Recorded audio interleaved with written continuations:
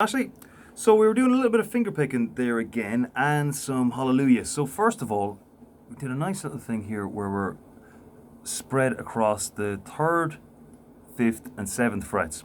Okay, now as I was saying, right, whenever you have a big stretch across the fretboard, it's always a good idea to bring your thumb back the way a little bit. Just so that it's about there, right? So not off to the side or kind of scrunched up or anything like that. Just draw it back, okay?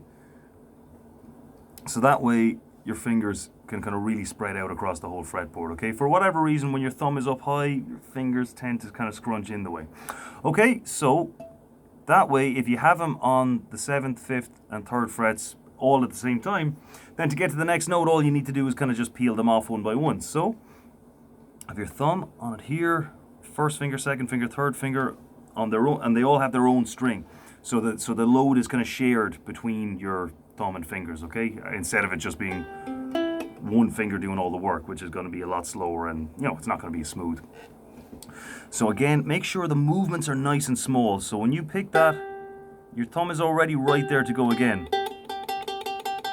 And that can help as well, by the way, just doing it over and over like that and sort of seeing how can your movement be nice and small so you can get back there nice and quickly. Same goes for your fingers as well, okay? So when I do it nice and fast like that,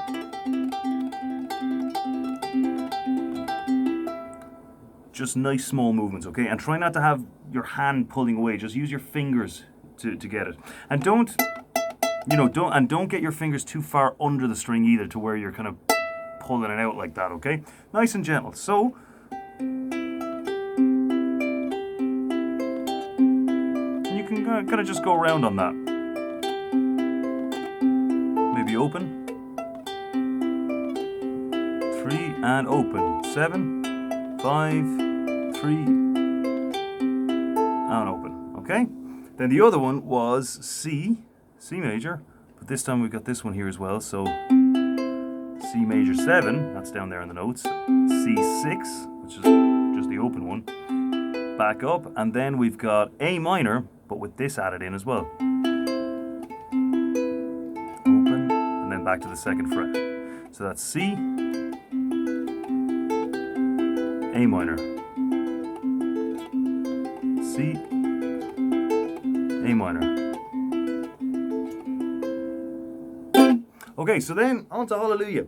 So we did the first little bit of finger picking, which is just kind of a nice thing to put into it, you know, gives it a little bit of melody. So we've got C, 1, 2, 3, 4, 5, 6. So coming back up on the chord, all the way down through it, and then middle finger, first finger, picking the 2 middle strings. This one, then that one.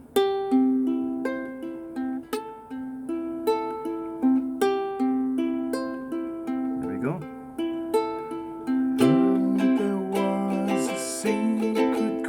And all you're doing there is just going 1, 2, 3, 2, 2, 3, 1, 2, 3, 2, 2, 3, and coming up in between the downs, pretty much wherever you feel like it, okay? So, I heard there was a secret chord that David played, and it pleased the Lord. F, but you don't really care for music, do you? And G, well, it goes like this: the 4th, the 5th, the minor fall, and the major lift, the baffled king composing hallelujah. So that was that kind of new line we did because the melody kind of keeps going up and up and up, and if you're doing it on an upper octave like that in falsetto, it can get pretty high. So you can kind of just change the melody a little bit. You don't have to completely change it or go down a whole octave. You can just change it a little bit to kind of stay in your comfort zone. And just remember, when you're going from G to that E7, if that's holding you up, just remember to take the chord before it and after it and just do them one after the other. There's the G. And look, even between the G and the E7, there really doesn't have to be that much movement. There's the G, there's the E7. See? Very little movement there, right? So you try to, the less movement you can do it in, the smoother it's going to be.